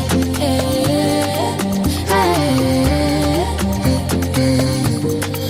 This season, make gifting feel effortless. Give love, give choice, give freedom to care. Sure Gifts cards are trusted by Nigeria's biggest companies. Delivered instantly to anyone you love. Redeemable at over 200 top stores nationwide. Safe, secure, verified, zero wahala. Make your gifting so easy with Sure Gift. Friends and family, everybody with Sure Gift. Gift your employees proudly with Sure Gift. Give love with Sure Gift card. Avoid the holiday stress. Visit suregifts.com.ng to send a gift card to anyone you care about instantly. It is secure and redeemable at over 200 stores nationwide. I'm in love. Sonia tomato mix, stand up. Is it to open? Is it to squeeze? Is it to scoop? And is it to stop? Sonia tomato mix in a new stand-up pouch. Introducing So Clean Pink Detergent, Nigeria's first pink detergent innovation. Specially formulated to make your clothes look and smell amazing. It's with 2 times perfume, so every wash releases a burst of long-lasting fragrance. It's soft on clothes with color guard that leaves your colored clothes vibrant and bright. So Clean Pink delivers great cleaning while treating your fabrics to a touch of luxury. Feel the pink with So Clean, the #1 pink detergent. Every day when my children return from school, I don't recognize them. Hello, do I know you? It's us, mommy. But these dirty, sweaty uniforms and socks were clean in the morning. Everything don't transform.